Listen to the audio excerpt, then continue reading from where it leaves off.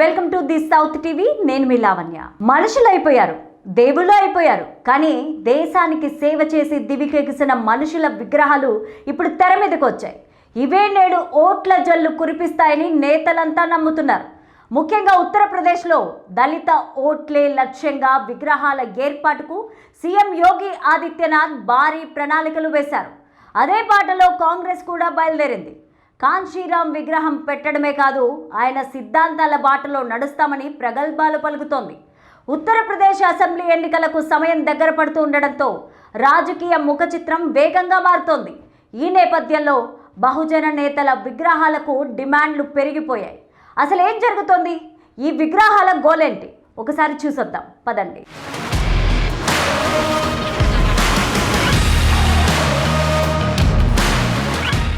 ఎన్నికలు దగ్గర పడుతున్నాయంటే అధికార పార్టీ వాళ్ళు అది చేశాం ఇది చేశామని చెప్పుకునేవారు. ప్రతిపక్షాలేమో వీళ్ళేం చేయలేదని మొత్తుకునేవాళ్ళు. భారతదేశ ప్రజాస్వామ్య చరిత్రలో ఇంతవరకు ఇదే జరుగుతూ వచ్చింది. కానీ ఇప్పుడు ఉత్తరప్రదేశ్లో రానున్న ఎన్నికల్లో సరికొత్త సంస్కృతికి నాంది పలుకుతోంది.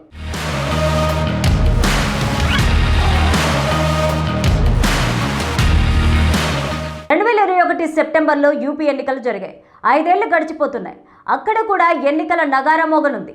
ప్రస్తుత పరిస్థితులను అంచనా వేసుకొని యూపీ సీఎం యోగి ఆదిత్యనాథ్ ఏం చేశారంటే, మేం దళిత బహుజన పార్టీ వెంటే ఉన్నామని నిరూపించుకోవడానికి నడుం బిగించారు.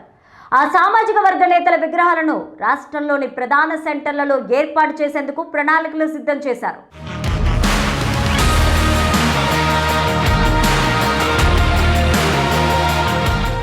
ఈ నేపథ్యంలో కాంగ్రెస్ పార్టీ కూడా మేమేమి తక్కువ కాదంటూ వారు కూడా బహుజన నేత కాంశీరాం విగ్రహాన్ని ఏర్పాటు చేయాలని ఆర్డర్ల మీద ఆర్డర్లు పెట్టింది. కానీ నెట్టింట మాత్రం ఈ విగ్రహాల గోలేంద్ర నాయనా అని తలలు పట్టుకుంటున్నారు.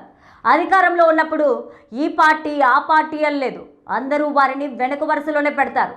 5 ఏళ్ల తర్వాత అధికారం కావాల్సి వస్తే మాత్రం మీరే దిక్కని వస్తారు.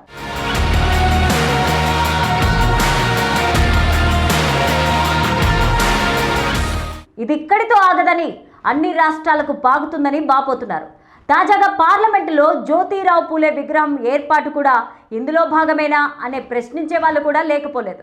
ఇకపోతే యోగి ఆదిత్యనాథ్ ప్రభుత్వం ముఖ్యంగా సామాజికవేత్తలైన మహాత్మా జ్యోతిబా పూలే, సంత్ రవిదాస్, బిఆర్ అంబేద్కర్, మహర్షి వాల్మీకి తదితర మహనీయుల విగ్రహాలకు మెరుగులు దిద్దాలని నిర్ణయించింది. ఈ వ్యూహం వెనుక బలమైన రాజకీయ ప్రయోజనాలు దాగి ఉన్నాయి. విగ్రహాల నిర్వహణ, సుందరీకరణ కోసం యోగి సర్కార్ ఏకంగా 403 కోట్లు ఖర్చు చేస్తోంది.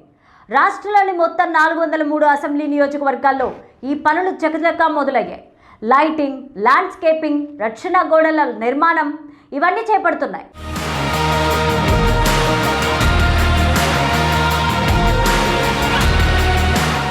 అయితే ఒక్కో సైటుపై ఖర్చు చేసే నిధులపై ప్రభుత్వం పరిమితిని విధించింది. వాళ్ళలా విగ్రహాలు పెట్టేసి ఓట్లు లాగేసుకుంటామంటే ప్రతిపక్షాలు ఊరుకుంటాయా? వాళ్ళు నడుం బిగించారు. సై అంటే సై అన్నారు. ఈ నేపథ్యంలోనే రాహుల్ గాంధీ, అఖిలేష్ యాదవ్ ఇద్దరు కూడా కాంశీరాం పేరును పదే పదే స్మరిస్తున్నారు. దళిత సాధికారత గురించి మాట్లాడుతూ గతాన్ని గుర్తు చేస్తున్నారు. మనుషుల్లో భావోద్వేగాలను రెచ్చగొట్టి రాజకీయ లబ్ధి పొందాలని చూస్తున్నారు. బీజేపీ విగ్రహాలకు నిధులిస్తుంటే వీరు సిద్ధాంతాల పేరుతో ముందుకెళ్తున్నారు. ఈ పోటీ ఇప్పుడు యూపీలో వివాదాస్పదంగా మారింది.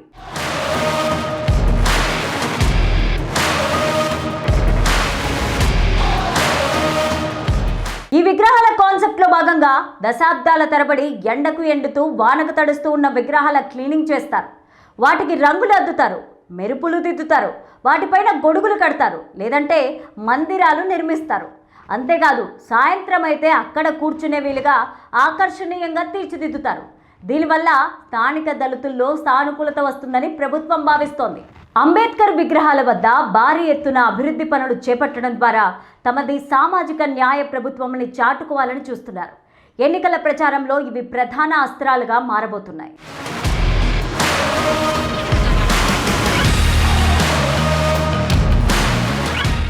ఉత్తరప్రదేశ్లో దళిత ఓట్లు ఏ పార్టీ విజయాన్నైనా తలకిందులు చేయగలవు. అందుకే ఈ వర్గాలను వదులుకోవడానికి ఏ పార్టీ సిద్ధంగా లేదు.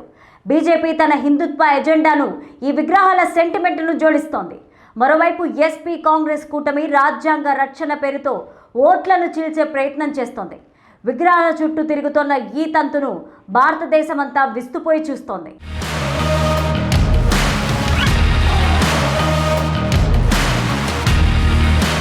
అయితే ఓటర్లు కేవలం విగ్రహాల ఏర్పాటు చూసి ఓట్లు వేస్తారా లేక ఇతర సమస్యలను పరిగణలోకి తీసుకుంటారా అన్నదే ప్రశ్న. ఏది ఏమైనా యూపీ రాజకీయాలు ఇప్పుడు విగ్రహాల చుట్టూ తిరుగుతున్నాయని చెప్పడంలో ఎటువంటి డౌట్ లేదు. విగ్రహాల స్కీములు పనిచేస్తూనే ఉంటాయి.